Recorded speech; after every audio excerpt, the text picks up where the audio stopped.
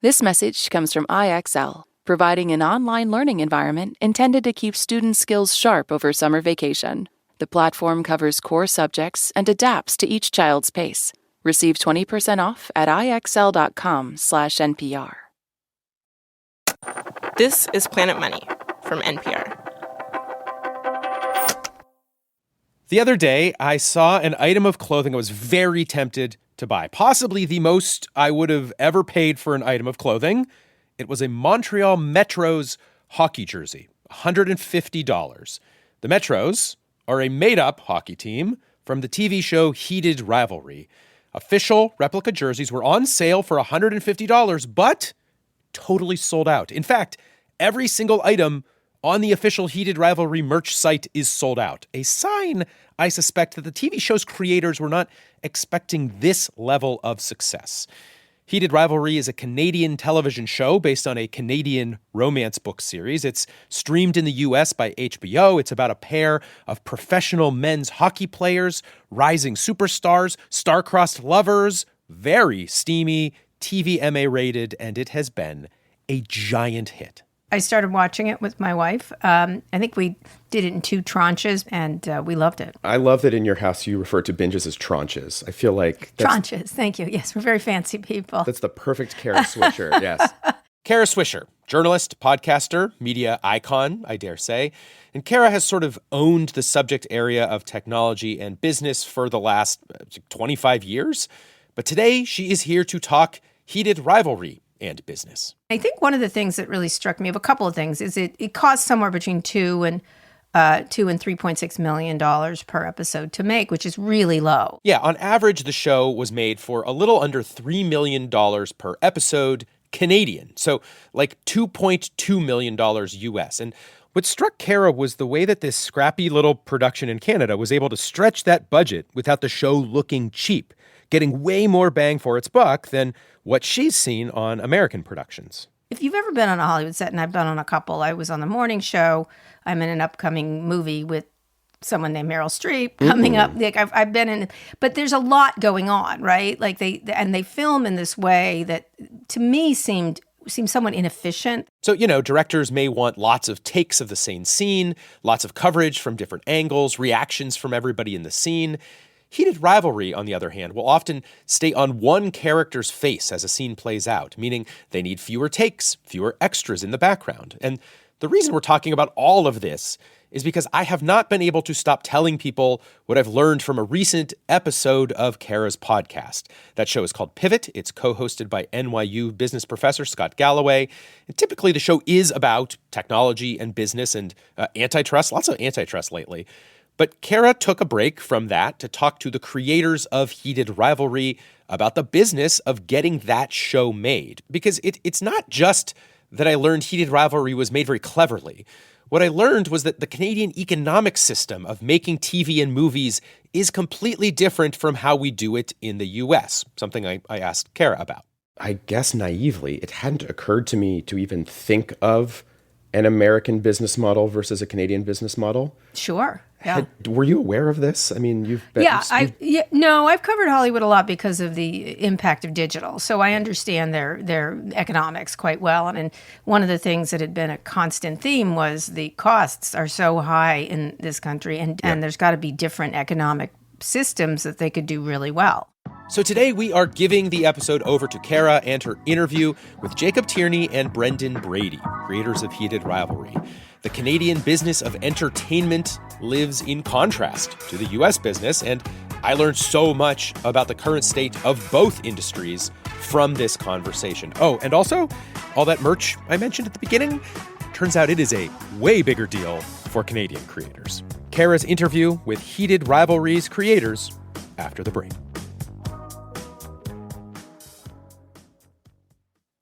This message comes from Capital One Commercial Bank. Your business requires commercial banking solutions that prioritize your long-term success. With Capital One, get a full suite of financial products and services tailored to meet your needs today and goals for tomorrow. Learn more at CapitalOne.com/commercial. Member FDIC. This message comes from IXL. IXL is designed to help students strengthen core skills and build confidence before the new school year begins.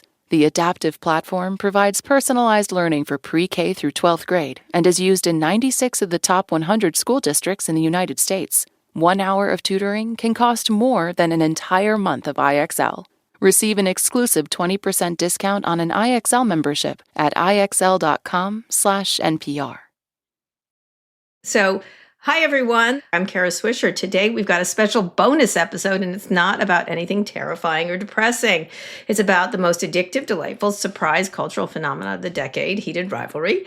I'm joined today by the show's creator, Jacob Tierney, and executive producer, Brendan Brady. Welcome, you two. Thank you. Thanks, Kara. We've been beset by some tech issues, but nonetheless, the gays will prevail. The success of the show is about so many things: queer joy, sex, inclusion. It's an amazing business story, and that's really what I wanted to talk about. So one thing, this show has been a giant PR boost in your entire country. Here's Prime Minister Mark Carney at a recent media event. The world knows that Shane and Ilya are rising hockey stars who fall for each other as they face off in one of the greatest rivalries the game has ever known. A fundamental Canadian value is that people should be able to be whoever they want to be, to love whoever they want to love. So, the narrative has become that it was a little show out of Canada, obviously, made in Canada because American distributors were afraid of the sex content. But he sort of articulates it rather well, is that people are upset and divided, and this brings a respite. But I think it's more than that. But why don't you start, Jacob? I mean, I think that what the show did in a kind of an unpreachy, untrying to teach you a lesson way is just present queer joy. And I think that that's its soft power. You know, that's the thing that I think people are surprised by. And you know, there are obviously, our queer lives are filled with trauma, and I get that, and I think we all know that. But I think that this show's desire to not focus on that, to focus on other parts of the queer experience as fantasy, and I fully admit it. Right, it's a romance. It's from a romance novel. Romance. I think that that's partly the reaction to it. Right, Brendan? Yeah, so I think like the other part of this, which Jacob has talked about a lot, and it was kind of how we were pitching this when we were going out to people, which is this is a story written by women and it's consumed primarily by women. And we don't take female desire and stories seriously in media a lot of the times.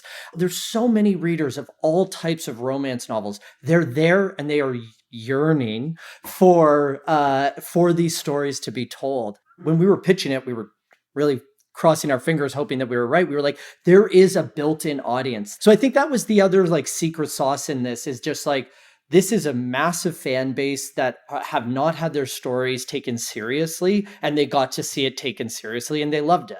Talk about this, but getting it made. Like, we talk on this success on what it symbolizes, the difference between Canada and the US, though, even how these productions are funded. And let me play very quickly a part of Mark Carney's speech about that, of how it was funded. Look, I'm a politician. I'm not above taking credit for the Canadian funding that helped you share this story with the world. I might not have been here when the decision was made, but I'm here now. So, I greenlit this thing. I stood up to the Americans. That's amazing. So I think that our show was made in the Canadian system, and it is very different from the US. Explain it for people who don't understand. So basically, the Canadian film and TV system has subsidies and equity and grant systems that are propped up by the Canadian government. So when you go to a broadcaster like we did with Crave, which is the streaming platform in Canada that commissioned the show, they go and say, okay, great, here is a license fee. Typically, it'll run between 20 to 30% of the budget. Then we have a tax credit, both provincial and federal, and that brings another 20 to 30% of the budget. And then it's always that last little piece that you're looking for, right? So the benefit to us in Canada as producers is it's unfortunate that we don't get necessarily the whole budget out of our broadcasters, but we as the producers own all the underlying IP. I see. So that is a big difference. So you don't sell it to a studio. Exactly. We are the studio in this system. Yeah. But the the limitations on that are you have to go then raise money. So how we did this with our show is we ended up talking to a couple of studios, some of them American, some of them Canadian. And ultimately, it wasn't the right fit from a creative perspective. And, we understand where everybody was coming from. This was on paper didn't seem like an amazing, massive hit right out the gate. And so luckily when we were going through this process, Crave's parent company, which is Bell Media is like if Comcast and Disney were merged into one in our country. They own everything from telecommunications to internet to sports. Right. And they have divisions like Crave, which is a streaming platform. Is it their only streaming platform? Yes. They have others, yes. right? No, it's their only streaming platform. And they had just acquired a distribution company called Sphere Abacus out of the UK. And so we were looking for that last 30% of the budget, and they came in for 20% more on a distribution advance. So the last 10% was Jacob and I putting our producer fees, and we put in almost all of our producer fees. So what you would have earned for this, the fees that are standard, right? That's exactly right. What was the total budget here? So we were just under 3 million Canadian an episode. For people who don't know, it's very low for television shows. I mean, the salary. It's low for a sitcom. It's deeply low for a 1 hour drama. Yeah, deeply low for most. Those are the salaries of certain people, depending. So, obviously these were not well-known people, but still, it's still an expensive thing. I think most U.S. ones, I feel like 10 million is the lowest they make, right? It depends. It's like between $4 to $10 million an episode U.S. is typical, depending on what your level is. But yeah, I mean, costs have really skyrocketed over the last decade. Is it less expensive to make this in Canada from a production perspective? No, we have an efficient model. And I mean, yes, it is because we don't have the same level of money that is being thrown around. So we, by necessity, have to spend less. But we also did something here where we shot all 6 episodes in 36 days. Jacob directed all 6 of them. We block shot them like one giant movie. We talk about this when studios, especially US studios, come and say, how do you guys do this? And we go, it's crazy. You have all of your episodes written before you go into prep. And that's typically when we lose people and they don't understand. Right, because they write it through. Exactly. Although that's changing in the U.S. Actually. It has to. It's crazy to do it the other way. Especially when you're not doing 22 episodes anymore. Like back in the old model, when you're doing this volume of episodes where it's not possible to have them all written. Well, you have writers on staff. Well, exactly. You have to just be writing all the time. But if the new model is 8 to 10 episodes, there's almost no reason why this can't be accomplished before you start shooting. So you start shooting. Go ahead. Yeah, we start shooting, and then we do 10-hour shoot days primarily. Like, I'm not going to say it's not every day, but we try to keep our hours low. And there's a couple of reasons for this. As soon as you get into 12, 13 hours with crews, you end up paying for an additional day by virtue of the overtime. But we also just feel that, my wife is an assistant costume designer. She was the assistant costume designer on this show. She's 5 months pregnant. The departments the departments that get hooped are hair, makeup, wardrobe with these pre-calls a lot of the time. Who are those departments run by? Primarily women. And so we also just feel that they're in our business, we need to change this mentality of endlessly shooting 15, 16-hour days, which is where the costs balloon. Right. What are you, a lesbian? What's happening here? Anyway, I know. But Jacob, talk about your production style. You besides being, truncated, like making it tight, you keep it tight kind of thing. You call it anti-fascist. Explain what you mean by that. Well, I mean, I guess what I mean about that is there's a desire often for perfection that is, I think, not only unachievable, but also insane and cruel to be even attempting.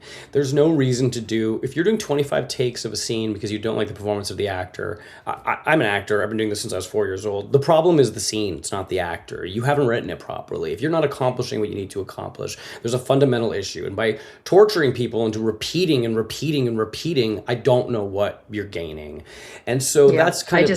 I just did a, it was all day. I was like, why? It's insane. I kept saying, why? It's insane. Why is it all day? To do 9 different sizes on a close-up is insane. All of this stuff is crazy. I do believe fundamentally that film and TV is an ensemble process. It is. Otherwise, go write a book, go paint a picture. There's lots of ways to be in total control. So, anti-fascist might be a big statement, but it is kind of, it's a rejection of an idea that everything has to come from one person and like what, the brilliant Yes, it's very top idea. down. It's very top down. So when you talk about owning this intellectual property, what does that mean now for you all? Because I own all my intellectual property, just so you know, and I think it's important. Explain why it is for you, especially in this space, because that's something that's been an anathema to the industry. Well, I'll tell you what it means is like Jacob and I, worked on a show called Letterkenny and Shoresy, and the producers of that show made it in Canada as well. And they had a robust merchandise business. And when we were in post-production, we decided, because we retained all the intellectual property behind the series, that we wanted to take advantage of that and make a line of merchandise, which we're doing, which is now incredibly it's become this amazing part of our business that we're super excited about. But it also means that ultimately, like when we made the decision to reinvest our fees, it was because we knew that if this goes really well, we're going to benefit for the next 25 years off of this. And that is the difference. And I think people always ask about, or I guess you look at the Canadian system versus the American system.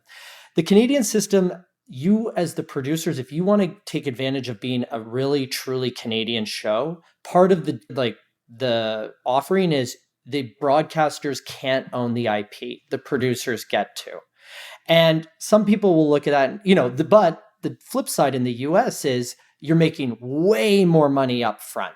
I don't think that either is right or the other is wrong. I just think that our system is something to protect. For 100 years, this business was run on the idea that creators and the people who made it got to own and benefit from what they did for their entire lives. And I think that that's something worth fighting for. I think so completely. At some point, I wasn't going to make some for someone. And I said, you just have to give me IP. And they said, why do you have to have it? I said, it's none of your business. Because I want it. Yeah, because it's mine. It's not yours. It's like the old musician, right? It was like own your own publishing, right? Because why would you let somebody else administer your work and take all the profit from it? That's correct. And like we have opportunities and we will work in this system that doesn't have that, and it'll be fine as well. But I just think that when we talk about, there's so many reasons why budgets have exploded, the economy, the economy of scale on TV has just completely fallen out because we don't make enough episodes. We don't contain them into certain locations. But also, it doesn't matter if you have a massive hit or a kind of a middling hit. You seem to win no matter what at that level. So I think that there is something to look at as we move forward in these systems of giving people back end again. These old ideas should be new. After the break, more from Kara Swisher's conversation with the creators of Heated Rivalry, how streaming is changing the way directors are asked to tell their stories, and what Paramount's bid to buy Warner Brothers and HBO might mean for Heated Rivalry.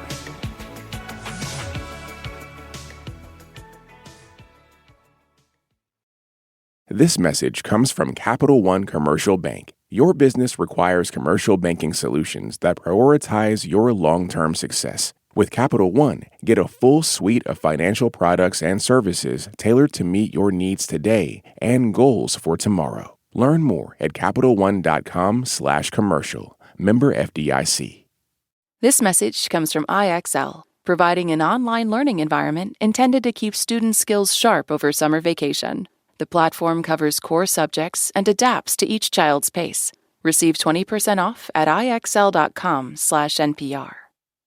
This message comes from Schwab. With the new Schwab Teen Investor Account, teens can gain hands-on investing experience. It's co-owned by you and your teen, so you can monitor the account while your teen learns how to invest and manage money. Learn more at schwab.com. This message comes from American Home Shield. It's not a matter of if an appliance or system, like your HVAC, will break, but when. Without a home warranty, these repairs or replacements can cost thousands. But with an AHS home warranty, They will fix covered breakdowns, helping protect your wallet. Get 20% off all plans at ahs.com/NPR and see promo details. See ahs.com/contracts for coverage details, including service fees, limitations, and exclusions. We're back with executive producers Jacob Tierney and Brendan Brady, who are the people behind this huge hit, Heated Rivalry. I want to play you something Matt Damon said on Joe Rogan last month about how streaming has impacted the creative process, because a lot of it, part of it are people breaking free, right? Like myself many years ago, or I have a lot of people coming to me. I'm like, it's great out here. Like, you don't need all that stuff. But let's hear what he had to say. And this is a very successful actor and producer. Sorry, you said Matt Damon? Matt Damon. Oh, okay. Yeah. He's talking about the business. I've heard of him. I think you've heard of him. Yeah. Like, for instance, Netflix, standard way to make an action movie that we learned was, you usually have like 3 set pieces, one in the first act, one in the second, one in the third. And, they kind of ramp up, and the big one with all the explosions, and you spend most of your money on that one in the third act. That's your kind of finale. And now they're like, can we get a big one in the first 5 minutes to get somebody, we want people to stay tuned in, and it wouldn't be terrible if you reiterated the plot 3 or 4 times in the dialogue, because people are on their phones while they're watching, you know what I mean? So talk about that. He would, by the way, make an excellent gay hockey player, but too old. Too old. An old gay hockey retired one. Sure. Retired. I should be clear. I love Matt Damon. I've always loved Matt Damon. So talk about that. What's happening now in the creation? Do either of you feel pressure? We have yet to really experience that. If I'm being perfectly honest, Crave was not like that. And I will say that part of what the reaction to the show that has been so kind of interesting to me is people saying, like, this is a show you have to pay attention to. If you're on your phone, you're not going to get it, because it's so much about what is not being said, about catching looks between people. It is dialogue as avoidance and obfuscation.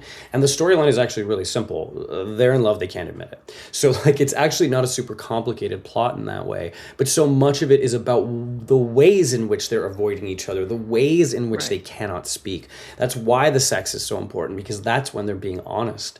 And so I think there is definitely a move towards oversimplification. That being said, I wouldn't want to make too much of a big deal about this. Like, everybody wants an opening that captures you. Like, that's not new. Like, that's been a note since the dawn of time with stories. Like, let me in. What's the first scene? Why are you capturing my attention? I don't think that's insane.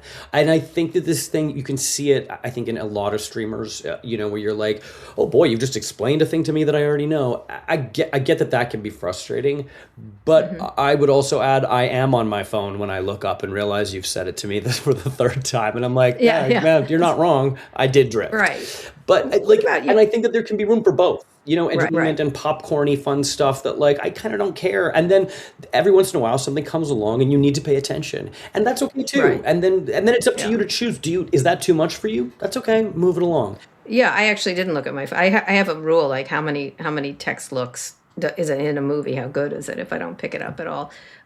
We have shows in my household with my boyfriend that we put on to be on our phones with. We're aware of this. And we think of them as like visual podcasts. So when you have the acquisition of Warner, does that affect it?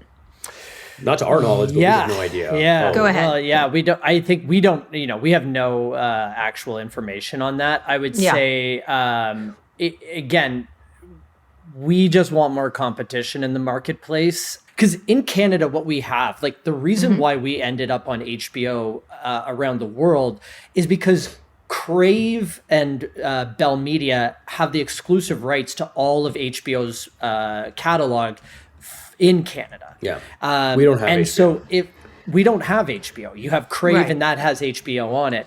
And so, like, if we don't have that on Crave, does that affect Crave? What happens to them? That's a big part of why people go there. I mean, now in Heated Rivalry, obviously, but yeah, like, I think that it's a scary time as we see more and more mergers happening, and I, for one, would love to see just more competition, because I think it's way better when we have more. But what I would say too, is just that because we're an acquisition, HBO is not actually creatively involved in the show. I think they say nice things about it, which is great. Right. Exactly. So we're not I think that part is not really going to change, at least in the foreseeable future. But now that the show's blown up, they're not suddenly have an opinion about it. No, because they're still getting it for the same price. I think it's worked out great for them. It's worked out really well for them. This is a very successful acquisition. And I mean, it's clearly working well enough that I don't think they feel I think that this is just keep going.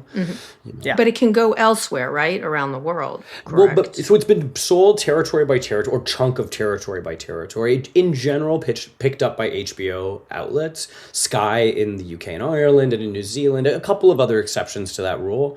But basically what they do is they buy it, and then they have an option on the second season and potentially third season. So they get, it's like a kind of a right of first refusal. So with an increase, they get it. So it's not really even to be renegotiated. It's just kind of you either want this or you don't. There's no input into the content. Right. I have a couple more quick questions. One is about, obviously, everyone here in the entertainment industry in LA seems to be in despair in many ways in terms of what's happening, and including with competition, with AI and stuff. Is there a big fear from you all about AI? Because some of the big hits this year have been the most non-AI type of content, like Sinners, Weapons, Yours. And will continue to be. Listen, there is going to be a place for AI in how we work in this business. I actually think that there are a lot of opportunities, but I think it is in that tool for creators, not as the creative engine behind costuming. Things. I think even scheduling and budgeting and prepping, those kinds of things where you take an immense amount of time trying to just input data. So much of our jobs are data driven, just trying to get information. Totally. And I do think exactly. I think that those are the opportunities out right away that we will see, and where I would love for people to focus their attention, because we were experiencing this, and I'm sure, Kara, you have had this with your team. Those moments of friction when you're trying to explain something to someone and they don't get it, that is hard to replicate. That is hard to do with AI in a way that actually gets you to a place where you're like, okay, cool. We have now communicated together. I think we underestimate the importance of friction in the creative experience. Yep, I would agree. That's exactly how I say it. I talk about it. The words tech people use are always seamless, frictionless, convenient. They're always using those words. I'm like, no, friction's critical for you being here. Yeah. What about you, Jacob? Do you think about it all?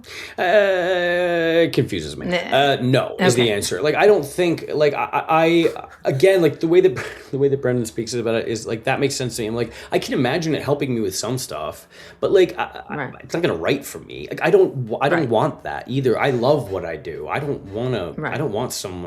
need that kind of help, is the way I would say. Yeah. So before we go, what would you want to do if you could do anything? You guys are now, the world is your oyster kind of thing. You can do, obviously you're going to do another season of this, maybe 2, 3, whatever. What would you want to make? I'm certainly being offered a lot of things, and they are, one of which in particular is a dream come true. So I'm excited to be able to eventually talk about it, but I can't at this point. We have a whole productions company that we're running with a lot in development. So it's about getting these projects, the projects that, from a producer standpoint, what we really want to get made we have a number of shows. The one that is about to go out is called The King is Dead. And I'm going to plug it right here because it's from an amazing Indigenous writer out of Canada named Tim Fontaine. Crave is already signed on for development. We're looking for that other partner because it's basically it's a action adventure comedy set in the 1700s. I know. Wow. Bear with us. No. Hello, Outlander.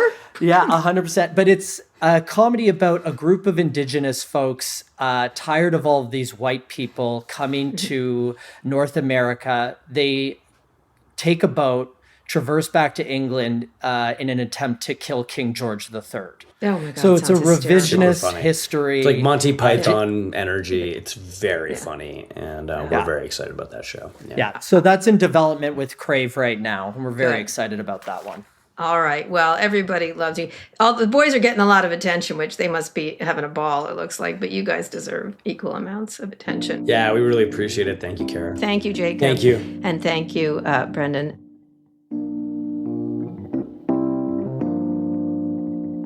That original episode of Pivot from New York Magazine and the Vox Media Podcast Network was produced by Lara Naman, Zoe Marcus, and Taylor Griffin, and engineered by Brandon McFarland. Nishat Kurwa is Vox Media's executive producer of podcasts, and a very, very special thanks this week to the whole team at Pivot for working with us on this. This episode of Planet Money was produced by James Sneed, edited by Jess Jiang, and fact-checked by Lara Naman. Alex Goldmark is our executive producer. I'm Kenny Malone. This is NPR, and meet us at the cottage.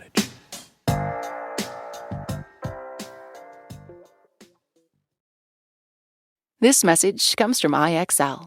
IXL is designed to help students strengthen core skills and build confidence before the new school year begins. The adaptive platform provides personalized learning for pre-K through 12th grade and is used in 96 of the top 100 school districts in the United States. 1 hour of tutoring can cost more than an entire month of IXL. Receive an exclusive 20% discount on an IXL membership at IXL.com/NPR. This message comes from Kachava. It can be tough to stick to your wellness routine, especially when you're on the go. Kachava's new travel packs make it easier. Just one packet provides nutrition ready for wherever life takes you, with protein, fiber, greens, probiotics, electrolytes, and more. Take your daily ritual with you. Go to Kachava.com and use code NPR. New customers get 15% off their first order. That's KACHAVA.com, code NPR.